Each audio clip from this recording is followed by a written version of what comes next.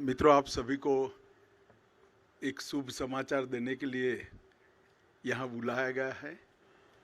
अभी अभी भारतीय जनता पार्टी की राष्ट्रीय कार्य समिति ने सर्वानुमत से एक फैसला लिया है कि श्री जगत प्रकाश नड्डा जी का कार्यकाल जून 2024 तक बढ़ाया जाएगा। जैसे आप सभी लोग जानते हैं, देश की सभी राजनीतिक दलों में शायद सबसे ज्यादा लोकतांत्रिक तरीके से चलने वाला दल अगर कोई है तो ये भारतीय जनता पार्टी है। जनसंघ की स्थापना से लेकर आज तक भारतीय जनता पार्टी में हमेशा बूथ से लेकर राष्ट्रीय अध्यक्ष तक के हमारे चुनाव समय समय पर हमारे संविधान के अनुकूल होते रहे हैं और पूरी लोकतांत्रिक पद्धति से चुनाव के अधिकारियों की नियुक्ति होती है, मतदाता सूची बनती है और फिर चुनाव का शुरुआत होता है। बूथ के बाद मंडल का, मंडल के बाद जिले का, जिले के बाद प्रदेश का और प्रदेश के बाद राष्ट्रीय अध्यक्ष जी का चुनाव और कार्य समिति का चुनाव होता है। परंतु ये वर्ष सदस्यता अभियान का भी वर्ष है और हर साल हम चुनाव के पहले नई सदस्यता करते हैं। हमारी सदस्यता कार्यकाल 6 साल का होता है।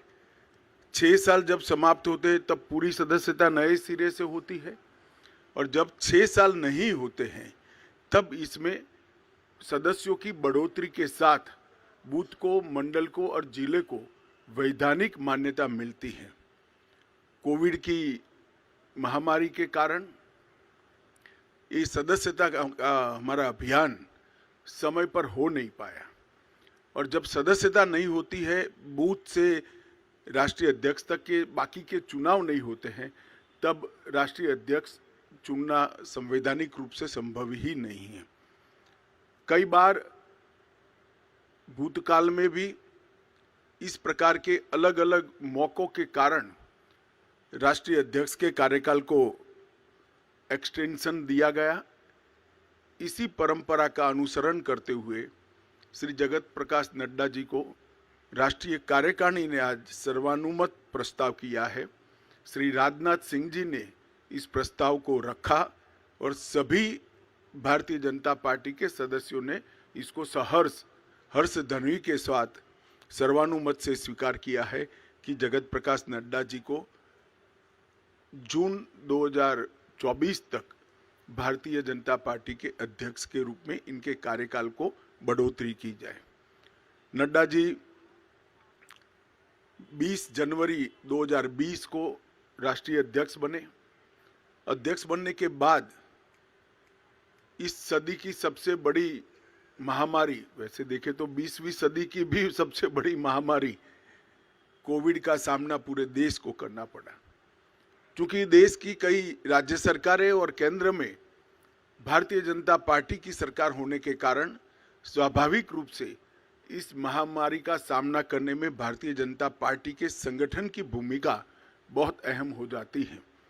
नड्डा जी के नेतृत्व में भारतीय जनता पार्टी का पूरा संगठन बूथ से लेकर राष्ट्रीय स्तर पर सेवा ही संगठन है, इस मंत्र के साथ काम में जुटा।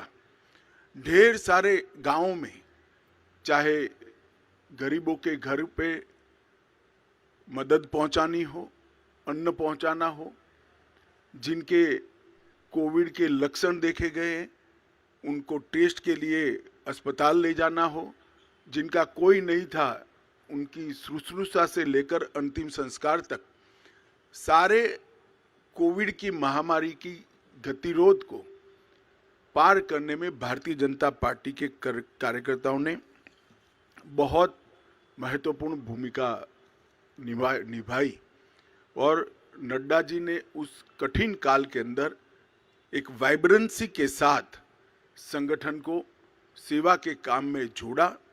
उनकी राष्ट्रीय अध्यक्षता में ही हमने बिहार में सबसे ज़्यादा स्ट्राइक रेट प्राप्त किया। महाराष्ट्र में भी एनडीए को गिन लें तो हम फिर से चुन कर आए। हरियाणा में भी हमारी सरकार बनी। इसके बाद उत्तर प्रदेश, उत्तराखंड, मणिपुर, आसाम, गुजरात, ये सब जगह भारतीय जनता पार्टी ने एक बहुत बड़ी सफलता हासिल की है। बंगाल के अंदर भारतीय जनता पार्टी ने 3 सीट से 77 सीट का बहुत बड़ा फासला एक ही 5 साल में तय किया और हम तमिलनाडु और दक्षिण के राज्यों में भी, तेलंगाना में भी एक ताकत बनकर धीरे धीरे सैन उभर कर आ रहे हैं। उत्तर पूर्व के सभी राज्यों में हमारी सरकारें तो बनी थी, परंतु संगठन का विस्तार बाकी था। नड्डा जी की अध्यक्षता में हमने उत्तर पूर्व के, नॉर्थ ईस्ट के सभी राज्यों में संगठन को नीचे पहुंचाने में हमने बहुत बड़ी सफलता प्राप्त की है। गोवा में भी हम हैट्रिक लगाकर तीसरी बार और पहली बार पूर्ण बहुमत की सरकार बनाने में हम सफल हुए। जैसा आप सब जानते हैं, गुजरात के अंदर 156 सीटों के साथ गुजरात ने चुनाव के सभी रिकॉर्ड तोड़ते हुए 53% मत और 156 सीटों के साथ हमने प्रचंड विजय हासिल किया। मोदी जी का जो करिश्माई नेतृत्व है, जो लोकप्रियता है, वो लोकप्रियता को मत में परिवर्तित करने में और मत को मतदान मथक तक पहुंचाने में नड्डा जी का नेतृत्व में संगठन का बहुत बड़ा योगदान रहा है।